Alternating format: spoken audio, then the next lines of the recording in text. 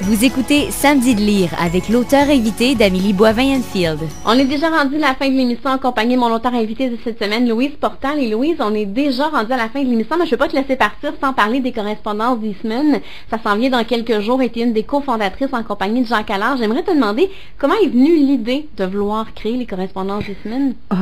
C'est très inusité. Un jour, j'ai rencontré Jacques à l'épicerie, puis il m'a dit Louise, je cherche une idée pour animer le village d'Eastman de façon culturelle. Faudrait qu'on réfléchisse ensemble à quelque chose.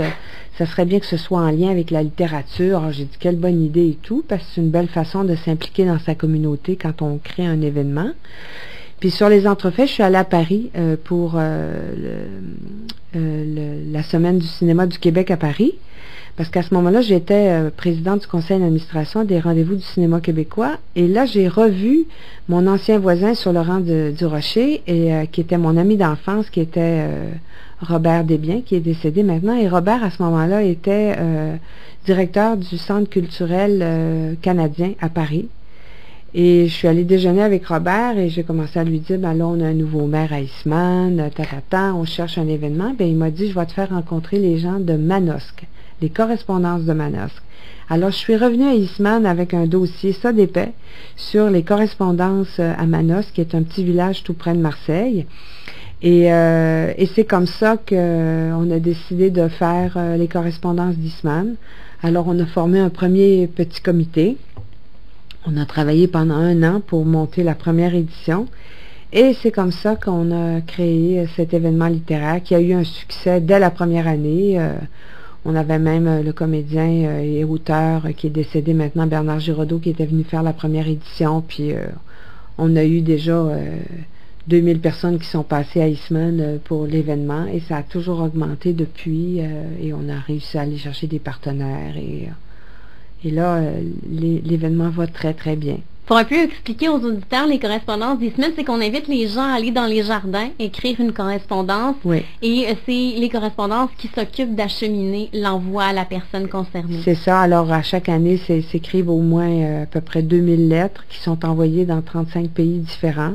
Et à travers cette rencontre bucolique entre les mots et la nature, ben il y a des cafés littéraires. Alors on fait tente comble. On a un chapiteau québécois. Alors c'est toujours des écrivains qui viennent. Il y a des tables rondes, il y a des animateurs. Le soir il y a des spectacles.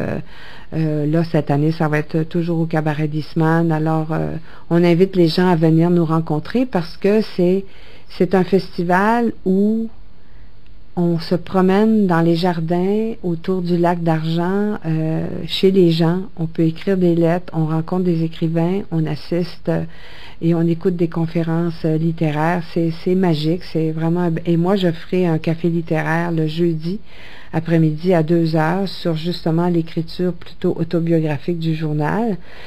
Et je fais aussi cette année une animation le samedi matin pour les contes pour enfants. J'aurai un de mes contes que j'animerai avec des dessins pour les enfants. C'est la première année qu'on fait place aux enfants? Oui, tout à fait. C'est une nouvelle activité des correspondances cette année. Alors, on invite les familles à apporter votre pique-nique, venez vous balader dans Eastman.